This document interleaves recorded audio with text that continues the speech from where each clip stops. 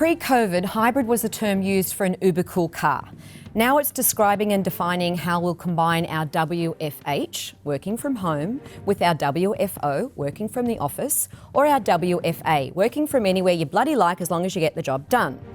Now, we have all come to realise that there are many more questions and challenges to be answered, both as employers and employees. And I'm not just talking about inappropriate Zoom moments. Work has changed. And in the words of our guest today, work used to be a place we went, now it's what we do. Okay, now let's talk experience. Good, bad, ugly, joyful, exciting, rewarding, fulfilling, lonely. I'm talking about the experience of work. That's the new challenge for both sides of the table, employers and employees.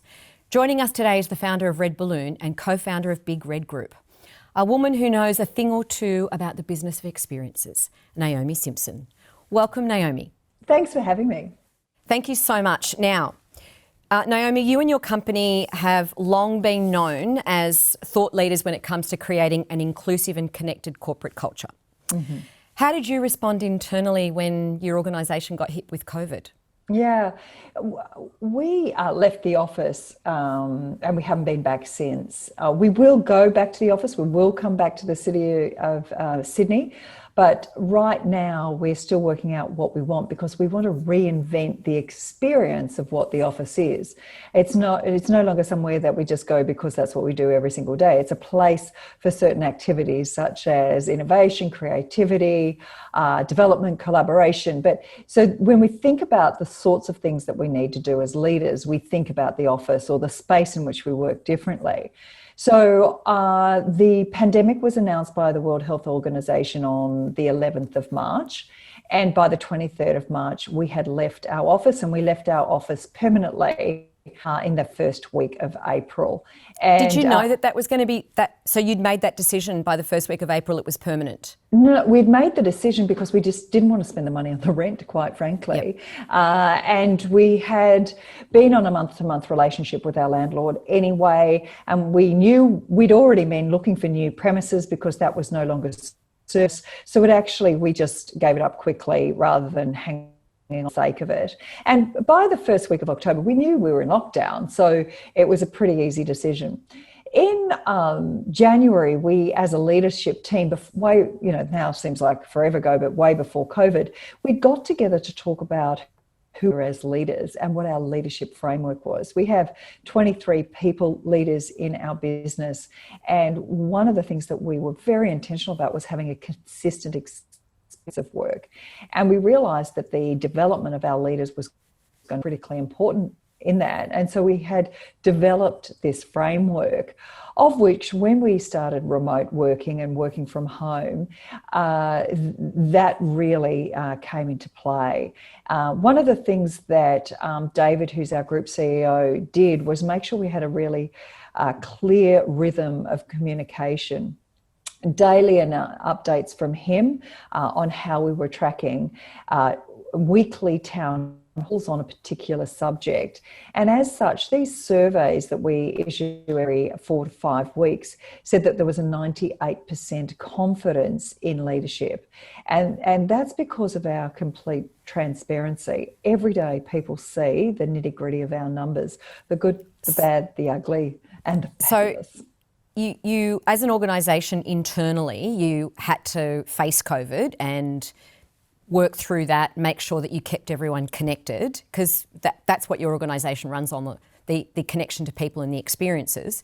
But what about anticipating the impact on the businesses within, or the small business owners who are providing the experiences, or the companies? What about them? Well, last year in 2019, we delivered more than 600,000 customers to our 2,000 small businesses. And we're really, we're such great partners, and we've grown together. And like every small business in the country, there was so much fear. And so we also completely stepped up the rhythm of communication with our experienced partners. And we started with webinars to our partners, newsletters and updates, and also business information. We shared with them and made sure that we were conduit for things like grants.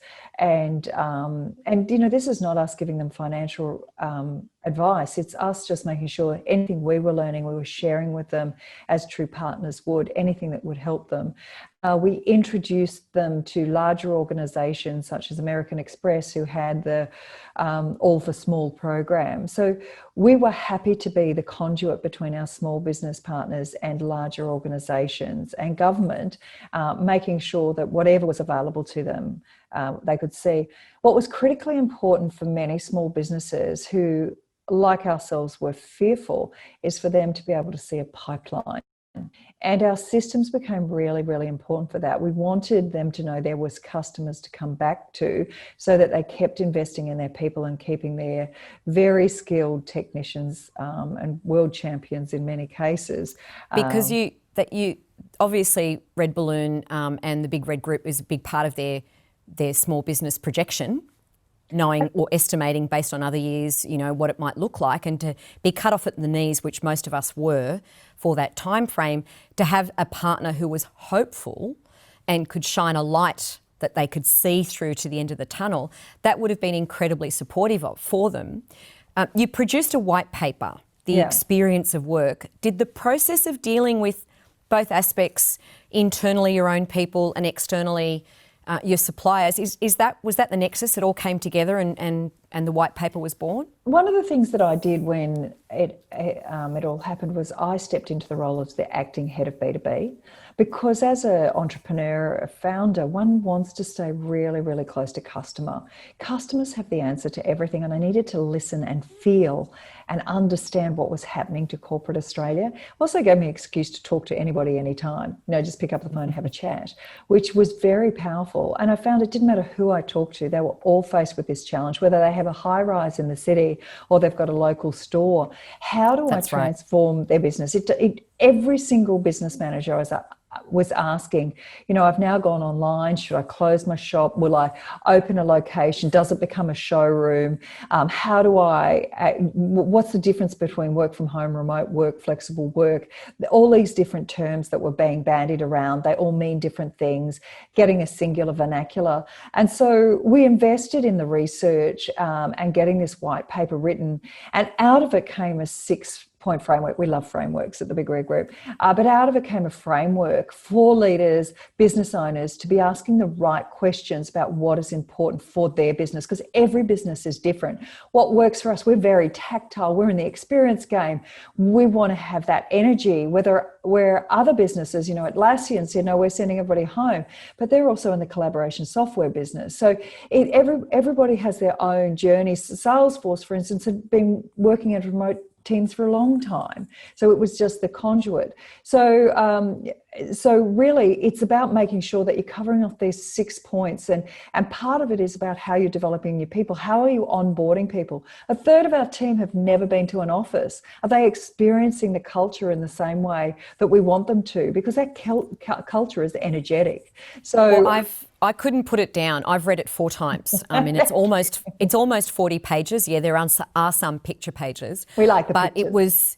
It was incredibly not just well written, but it made sense as you were reading it through. There are different types of people in different industry. Some people can work remotely and flourish, they thrive.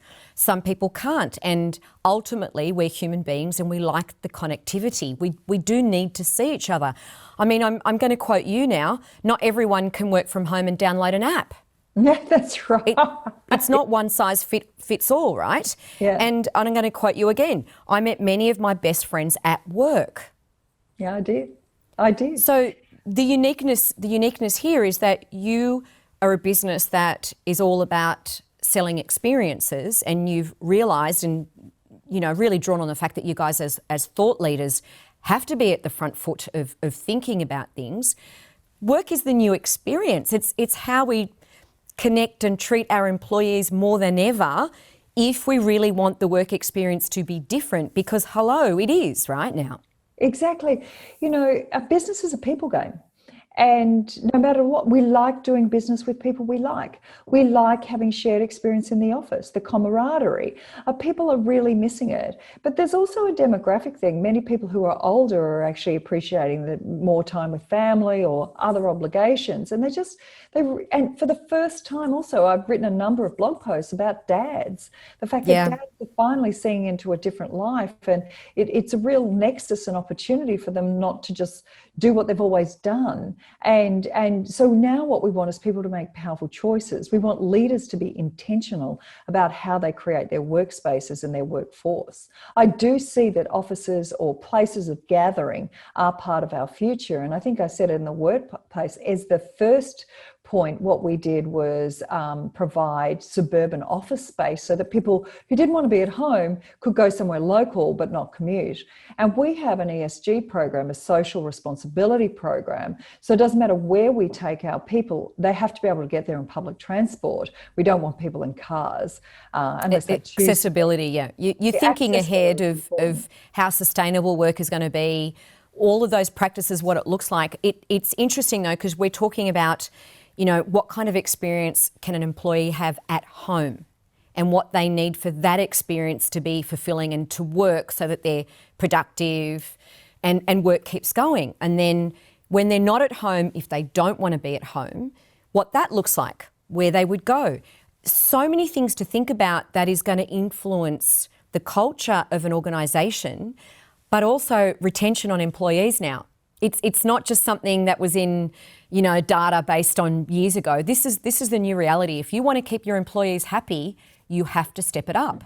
Yeah, you really do. It's not just about them being happy, it's about them being fulfilled and challenged and learning and growing. And that's our obligation as leaders, is that it might be challenging, but it's interesting and they're learning and curious, deeply curious. Also, the experience of retail. So, you know, retail has changed. I'm working with Hunt Leather, a store that, you know, is famous in Sydney and also in Melbourne, has locations, beautiful artisan products. And one of the things that they've done is create a local artist program whereby they're hosting experiences in store, whether, you know, they've done candle making, they've done journaling, they've got some of my artwork currently in Balmain, but it's about getting people into store for the experience, and by the way, they may purchase something. So people really need to be quite intentional in how they're creating their workspace, but also that retail environment of why else should they come there.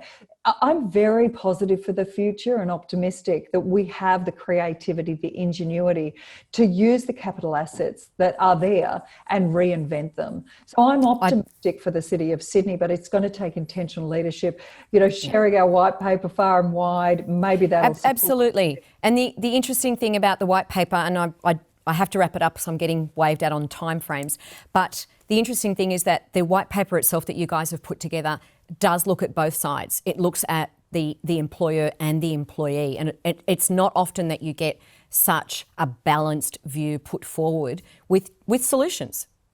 That's exactly right, and I'm happy to share it with all of your viewers and listeners. It'll be great. Yes, we've put that on the link. We've got internally, we've got 240,000 on our business directory, so we are going to share it with them, and then externally via YouTube, we hope it goes too far and wide. Oh, fantastic. And when you publish, I'll be right there behind you and I'll share it on my channels as well. To our viewers, have you pressed subscribe? It's just a bell button. To the Piedmont Studio, thank you so much for making us look and sound good. To the SMEA Association, thank you for your continued support. If you have any tips, tricks, comments, questions or stories, you can send them straight to me, news@smea.org.au, and of course we're across all the socials. Thank you so much, Naomi. My pleasure. That QR code, by the way, is for my bi-weekly newsletter, because I always share what I'm learning. So if people want to take that, they can grab it there. Thank you very much, Naomi.